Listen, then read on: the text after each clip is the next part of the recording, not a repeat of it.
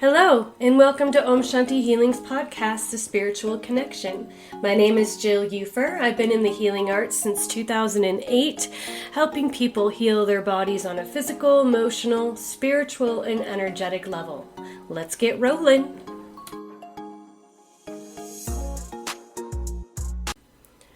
Hello and welcome to episode 2. In this episode, we're going to talk about the chakra system. This is a great catalyst to a lot of the other podcasts that we're going to be discussing. So having an understanding of the chakra system will help you to relate and correlate physical pain that you may be having in your body, emotional components to the physical pain that you might be having, and how the energy may be moving or not moving properly in order to heal that pain, or if you're having trouble with the pain continuing on. So I wanted to begin with just kind of talking a little bit about the history of the chakra. The concept of the chakra is an ancient one. It originates in India, and they were first mentioned in the Vedas of ancient yogic and spiritual texts. And this is between 500 and 1500 BC. And these systems are known to be vortexes of energy that we hold within the body that align with the spinal energy moving up from the base of our spine out through the top of our head. You will see these energy centers depicted in pictures by rainbow colors through the center of the body. So what is a chakra? These vortexes are spiraling energy centers that create an energy flow in our body in that specific area. So for example, we'll begin with the root. The root chakra resides at the tip of the tailbone, and that energy center radiates downward past your feet. The color red chakra will support a lot of things based on your survival and your belonging on the earth.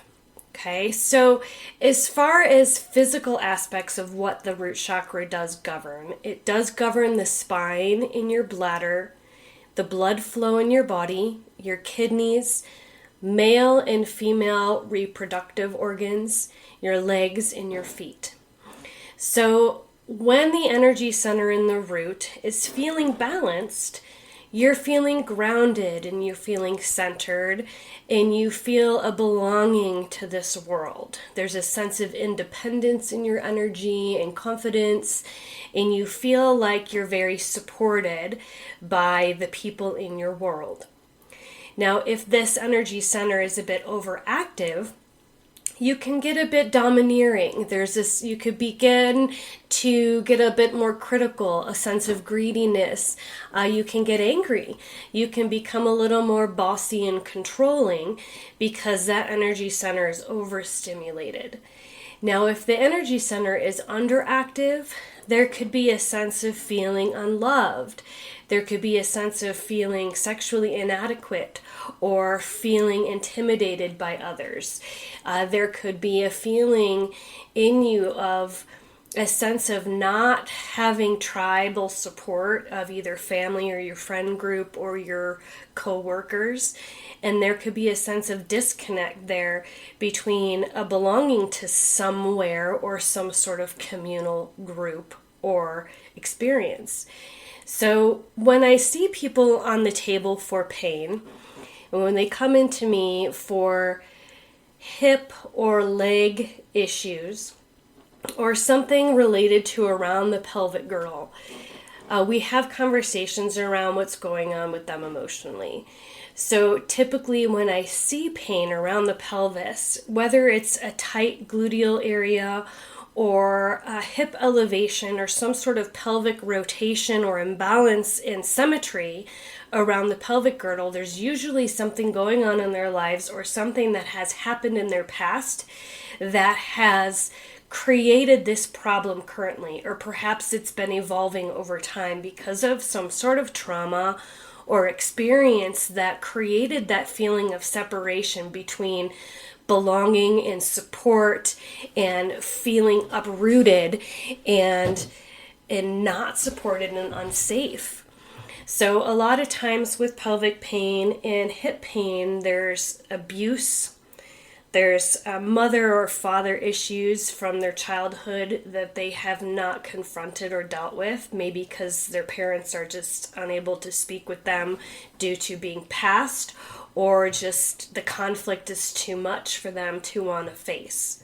So they stuff that trauma, they stuff abuse, whether it's parents or spouses or friends, or, I mean, it could be anything. You could have been bullied in school. Whatever the scenario is, that trauma, that experience that threw you sideways, you're going to stuff and keep there if you don't deal with it. If you don't face that problem, it's going to evolve into something going on there. So typically with the root glute leg pain, we discuss, what happened, what's going on with, deeply rooted traumas and stuff that you haven't faced, as far as the people that are supposed to help you feel safe that did not. And there was a bit of a feeling of resentment attached to it, or betrayal, right? Whatever it may be, the scenarios are endless, but that can all sit down in the root area and affect your pelvic girdle down to your feet. Okay. Another reason why the root could be off is a fear of transition. Say you're going through a divorce, or you're starting, or you want to start a new job, or you're starting a new job, and there's fear of moving forward. So energetically, that root could be pulled backwards and kind of shut down if there's resistance there for change. And change can be scary because the unknown is scary, right? And there can be anxiety that comes up around that keeps you kind of in neutral. And as long as you're not moving forward with confidence in a solid foundation under your feet of what's coming next, there could be resistance energy pulling back in your body that creates tightness around your thighs, your knees, your ankles, or your feet, causing pain. Okay, so the unknown of the future is another part of how the root can be affected by the energy not flowing correctly. Okay, so let's move up to the sacral chakra. The sacral chakra is located right behind your navel, and it's the color of orange. As far as what it supports, the lymphatic and circulatory system, your kidneys, your adrenals, your skin, and male and female reproductive organs as well. Okay, when you're feeling balanced in the sacral chakra, you feel friendly, you have passion, you feel sexually fulfilled. There's playfulness in your energy, you're flirty, you crack jokes, you're witty, you have energy around being creative and light. When it's overactive, there is a sense of being power hungry, right? You can tend to be more manipulative. You can have more cravings for things, either food-wise or sexually, or have a wandering eye, or have fantasies or desires for others that are not your partners. Things like that can show up. If it's underactive, you may feel shy. You may have a lot of guilt holding on. You may be afraid to interact and express yourself to others. And you just have a sense of feeling kind of lost and wandering, right? There could be elevated levels of anxiety in your energy, and just a fear around partnership, related to, relationships around that, because the sacral is right where your sexual organs are, and there's so much connected to that. So as far as abuse goes, and what I see on my table, sacral and root are very overlapped. All the energy centers overlap in many ways. And the sacral is a big one when I see low back pain. Pelvic pain can also show up too.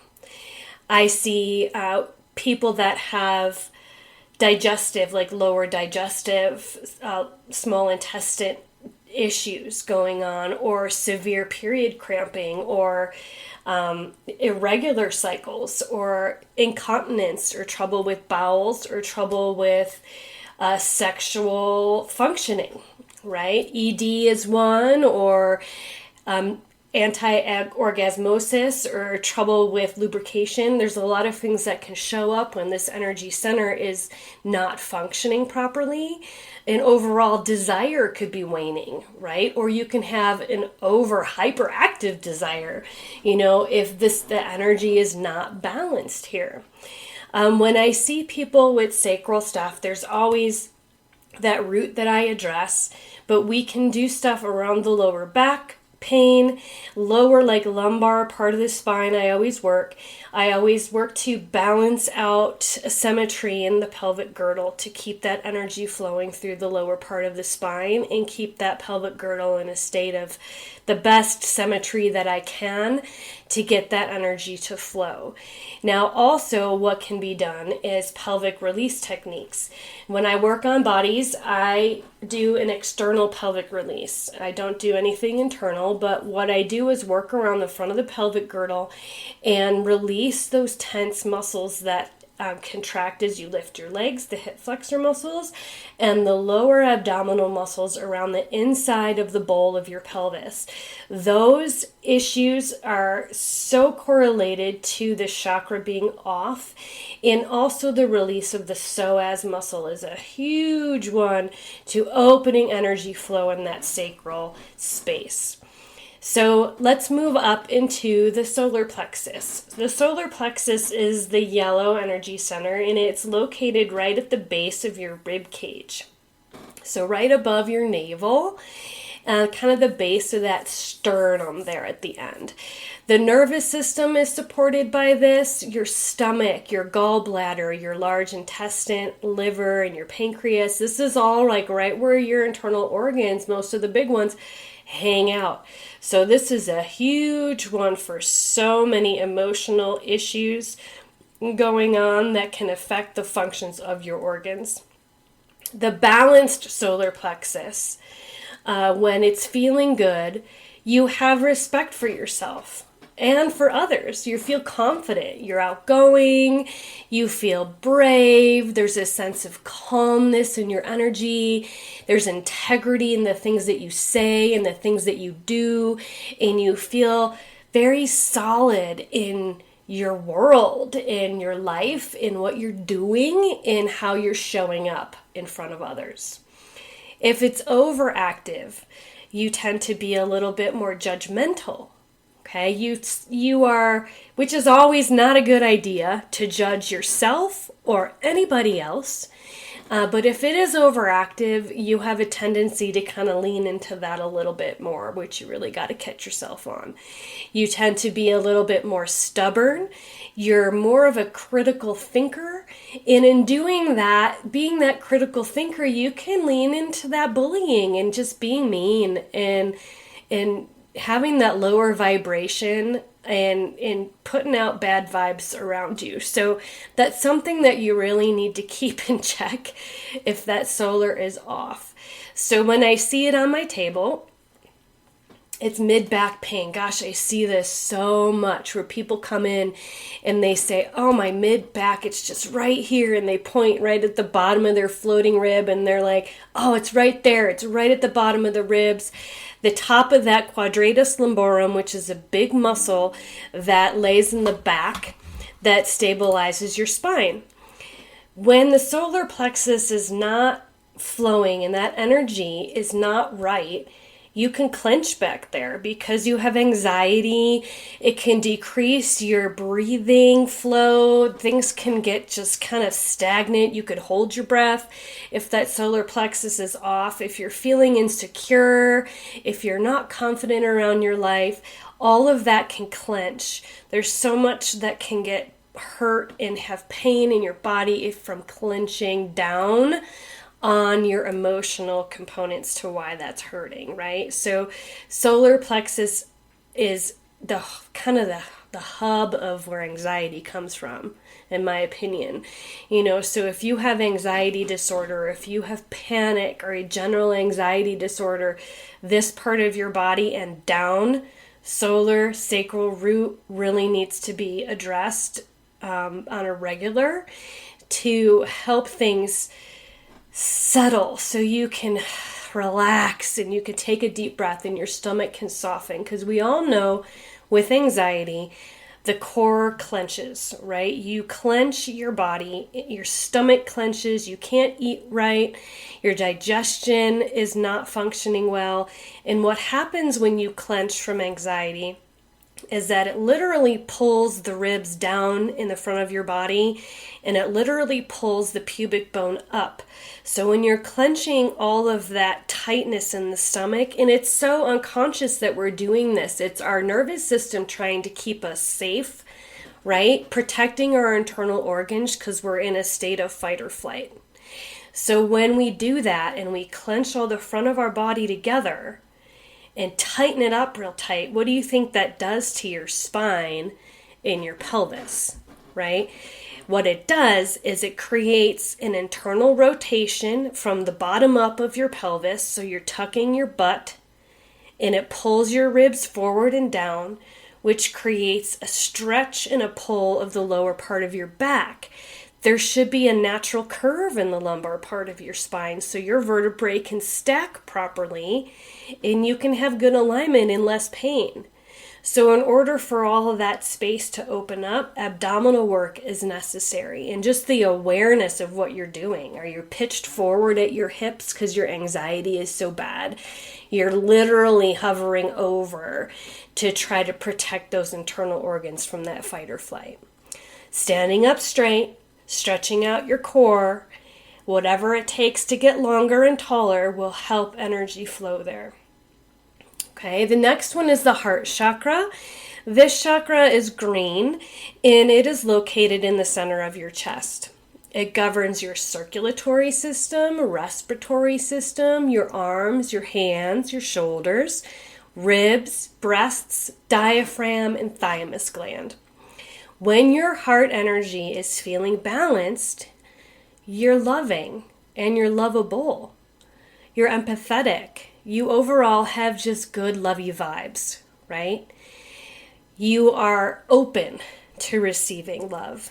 You are open to freely give love and feel safe doing that. If your heart energy is overactive, there's a sense of entitlement in you. You tend to get jealous and you tend to point fingers and blame. And then there's always that judgment that comes into that as well. Underactive energy is simply being unloved or unlovable. Being in this feeling, this energy of self-pity, this low vibration of fear and rejection and being needy and clingy and just uncertain about what you want and where you're at and who you are. Because love is the most powerful emotion in the world that there is. And when it is off, it really shifts a lot in a bad way that you put out into the world that people can feel. As well as all the other energy centers, obviously. But the heart one is the center. That's the middle chakra. That is the transitionary point between the lower three and the upper three. The lower three energy centers that we had just discussed, kind of stepping back a moment, the solar, the sacral, and the root, those three govern more aspects of our physical survival being. Okay? The making the money, the paying the bills, the taking care of the family, the belonging, the confidence in your career, and all of those kinds of things are governed basically by those lower three more so. That heart is a kind of balance between the two, upper and lower three. Now, when we work into the next one, the throat chakra, we're ascending upward through the spinal column. We're ascending that energy upward towards the head. So when we move upward, we're reaching towards higher self. and higher purpose and that connection to divine. Okay, so the throat is the next one that is located at the base of the throat. It is a blue color. It supports your thyroid, your trachea, your mouth, your throat, and your carotid artery.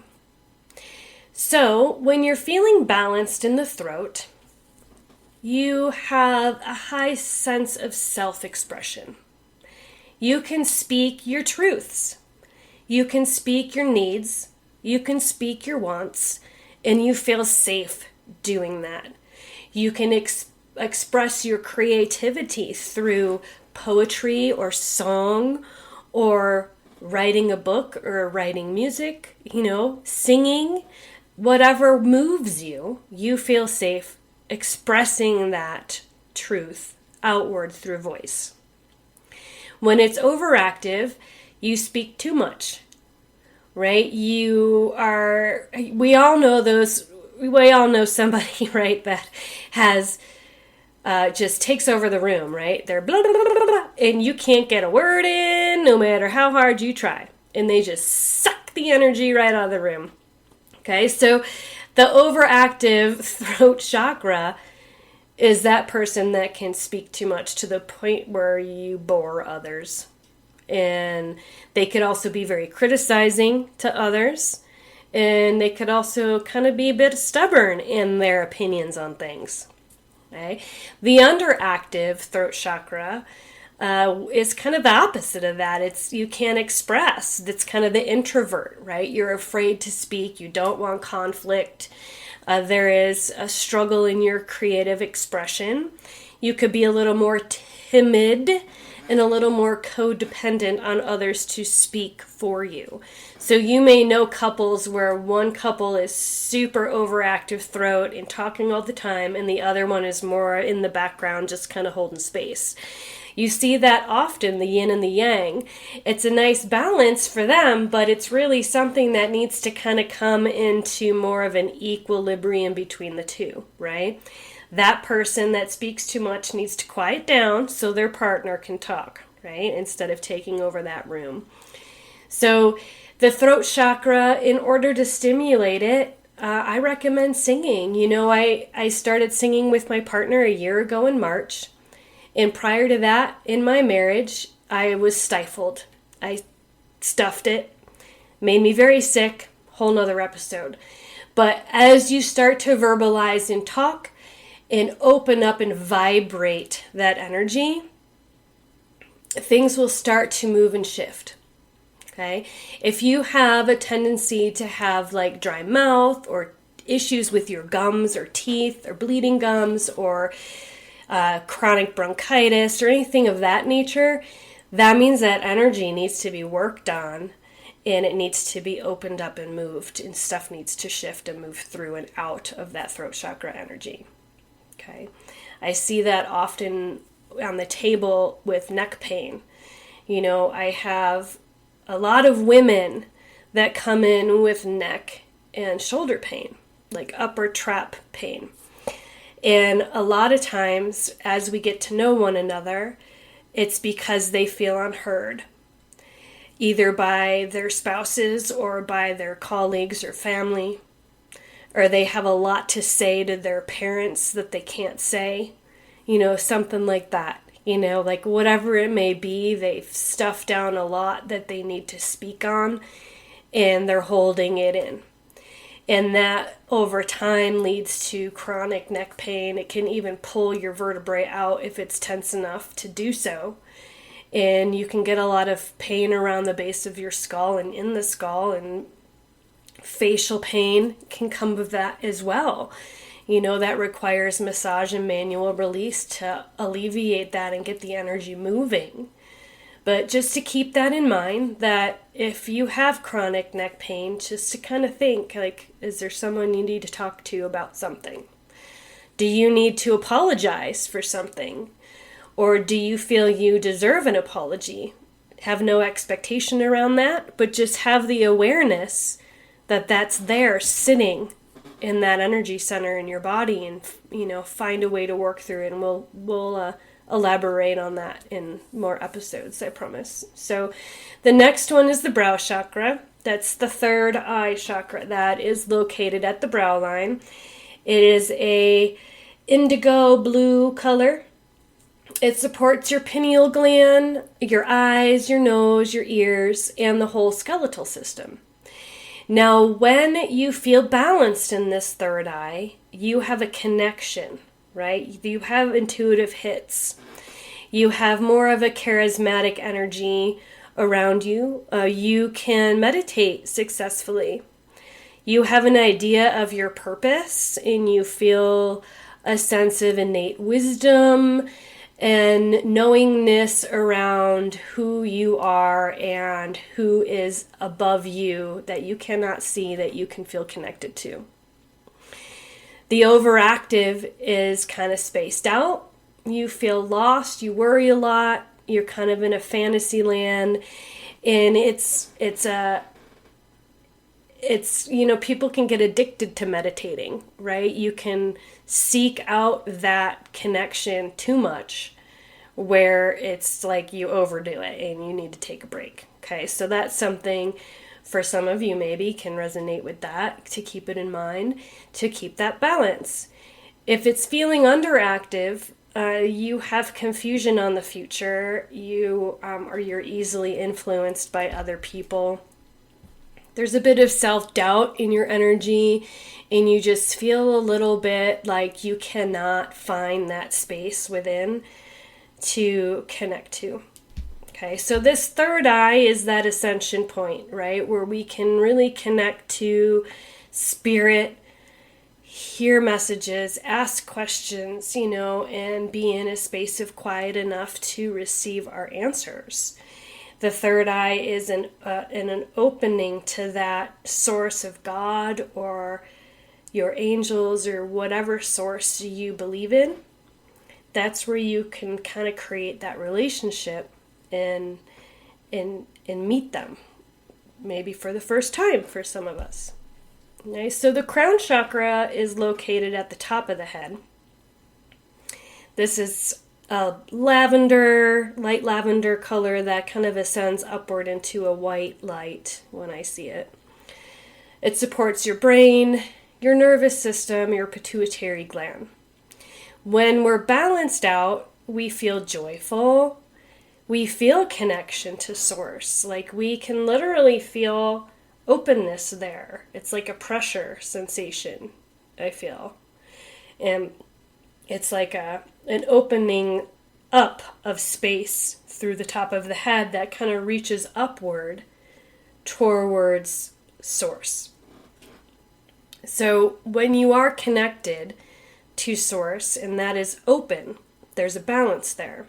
You are aware of one's individuality. There's a wisdom in you that isn't that knowing that kind of correlates to that third eye space as well. When it's overactive, you can have addiction to spirituality.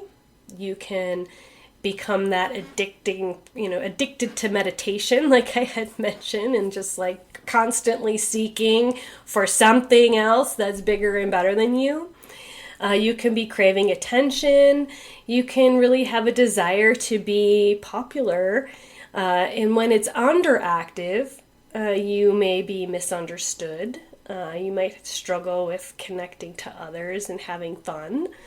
And you might be unaware that you're disconnected to spirit. You may feel that you are, but you might just be making it up. So that energy center in that crown is a big one. Those two, the third eye and the crown, are two very important ones to connect to spirit, which we will talk about in future episodes. As far as on my table with these two energy centers, I see it a lot with men and women. A lot of people are very closed here and kind of living in their bodies and kind of feeling stuck there. So through my energy work, I help to open this up for people, and we go on a deep dive into deeper parts of themselves. And when you learn to meditate and you can open all of these energy centers, the third and the crown specifically, you can get a lot of answers on what's going on inside you, very much in the unconscious mind that is telling you stories, sending you messages of discontent and sabotage that you may not even know are in your conscious mind, but they're reeling messages from maybe your childhood or something that happened traumatic to you that are holding you in a state of limbo. And when you can connect to these places inside of you and you can really understand why they're there and the root of why they're there and what messages they're giving you, then you can clear them and be empowered by that and start the healing process. Sometimes those messages are holding us in a state of pain, like we feel like we have to punish ourselves for something that happened to us or something that was done to us that wasn't our fault, that was, things that were done to us that we did not give permission for or didn't invite in, but they happened anyway. And for some reason, we feel it's our fault. Or we feel that we need to punish ourselves for the rest of our lives because of that. And that is not so. That's going to keep your body in pain. That's going to keep yourself in a state of clench. And you're not going to move forward. You're going to be stuck. So through being able to learn about these energy centers and really tap into the vibration of each one of them, you can certainly click on the link below to my YouTube channel, and I have some guided meditations on there about opening the chakras, chakra connections, and clearing energy centers, and some stuff on there that might really be valuable to kind of help you, walk you through it all, and give you the how-to on clearing and opening and feeling energy. And we're going to take a deeper dive into feeling energy in future episodes. I think that's all we're going to talk about for today. Thank you so much for being here. And again, those links below in the information will take you to my Facebook, my podcast channel to share with friends if you want, and the YouTube channel for how-to videos on that meditation and also self-care. I've got a plethora of pain relief techniques using props at home to help you release your own trigger points.